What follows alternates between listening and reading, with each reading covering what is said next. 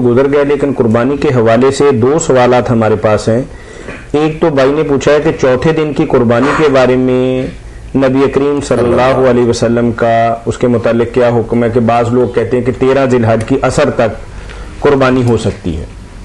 ایک تو اس کی وضاحت فرما دیں، اور ساتھ ہی پہلے اس کو حل کر لیں۔ جی ٹھیک ہے۔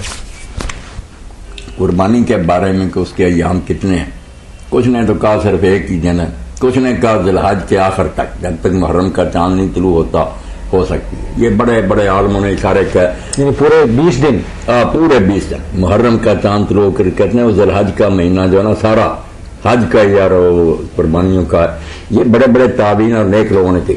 مگر دو باتیں جو ان کو کہا گیا کہ ان میں کچھ جان ہے، ایک 12 تک، ایک 13 تک۔ 13 امام شافعی رحمۃ اللہ علیہ کہتے ہیں، باقی تینوں امام مالک، ابو حنیفہ، احمد 12 تک۔ اب 13 والے جو ہے نا وہ ایک حدیث پیش کرتے ہیں کہ اللہ کے رسول علیہ السلام نے فرمایا کل ایام تشریق ذبح، کہ جو ہے نا تشریق کے دن وہ سارے ذبح کے دن۔ اب تشریق کے دن تو واقعی سارے مانتے ہیں کہ 13 تک ہے، وہ کہتے ہیں جب 13 تک تم مانتے ہو کہ تشریق کے دن، اور حدیث میں آ گیا کہ تشریق کے سارے دن ذبح کے دن، تو باقی تینوں امام جو تھے انہوں نے کہا بھائی اگر یہ بات ثابت ہو جاتی کہ واقعی حضور نے کہا تو پھر ہمارا کیا جھگڑا تھا، پھر تو مان لیتے کہ تشریق کے دن جو 13 تک ہیں، واقعی 13 تک ہے قربانی۔ مگر اس کی جو سند بھی نکال کر دیکھو، یا اس میں کذاب اور جھوٹا راوی ہے، یا یہ منقطع اور ضعیف ہے، یہ روایت ثابت نہیں ہوئی۔ اس لیے خطرہ مول لیتے ہو کہ 14 کو اگر یہ حدیث نہیں ثابت، جیسے ہم نے تحقیق کی ہے اور تم بھی نہیں دکھا سکے، جامعہ سلفیہ کے ساتھ نے لکھا کہ ہے تو منقطع مگر ادھر ادھر سے مل کر کوئی جان ہے، یہ تو بات نہیں، قربانی کا معاملہ ہے۔ اگر یہی ثابت ہو کہ نہیں دیں تو ضائع گئی نا، آپ نے کیوں خطرہ مول لیا؟ وہ کام کرو جس میں خطرہ نہیں۔ اس لیے حافظ زبیر علی زئی جو آج کل بڑے محقق ہیں اور بڑا لکھتے ہیں، انہوں نے بھی اپنے رسالے میں لکھا کہ صحیح بات یہی ہے کہ 12 تک ہے، کیونکہ رسول اللہ سے اس بارے میں ثابت نہیں کچھ ہوا، صحابہ کرام کی اکثریت نے یہی کہا، بلکہ حضرت عبداللہ بن عمر کا جو ہے فرمان مکہ میں اس کو کہا، یہ صحیح سند ہے کہ عید کا دن اور 2 دن بعد، بس 12 کی بات ٹھیک ہے۔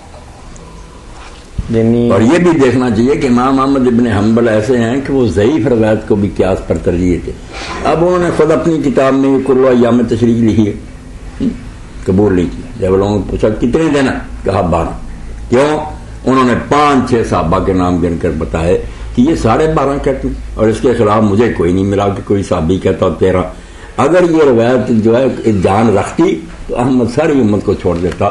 اس نے تو کئی معاملوں میں حضرت عمر رضی اللہ عنہ کو چھوڑ دیا، حضرت فاطمہ بنت قیس کی حدیث لی، حالانکہ باقی سارے امام ساتھ دیتے ہیں کہ جیسے عورت کو 3 طلاقیں ہو جائیں اس کو بھی رہائش دینی پڑے گی، عدت تک خرچہ دینا۔ انہوں نے کیا کرتے یار، فاطمہ بنت قیس کو طلاق ہوئی اور حضور نے اس کو کوئی خرچہ نہیں دیا، کہا اب چونکہ رجوع کی نہیں کوئی گنجائش، کیا خرچہ تجھے دے؟ اور حضرت عمر رضی اللہ عنہ نے کہا نہیں ہم نہیں عورت کی بات مانتے۔ وہ کہتے ہیں مطلب عورت کی رسول اللہ نے فیصلہ کیا، آپ کا فیصلہ میں نہیں مانتا۔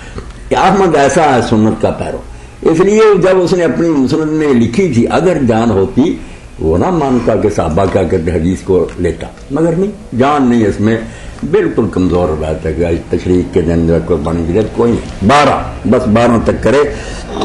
باقی یہ شیخ الویر صاحب نے انہوں نے یہ بھی اچھی کہی ہے کہ یار تم کیوں مخر کرتے ہو، نمازیں پڑھتے ہو اول وقت، یہ جائز ہی ہوگا نا اگر زیادہ سے زیادہ، یہ سنت ہے کوئی کہ 12 تک کرنی، حضور نے تو 11 کو بھی نہیں، اس لیے اول وقت کرو یوم النحر۔ اچھی بات ہے 11 کو چھوڑ 10 کو چھوڑتے کیوں؟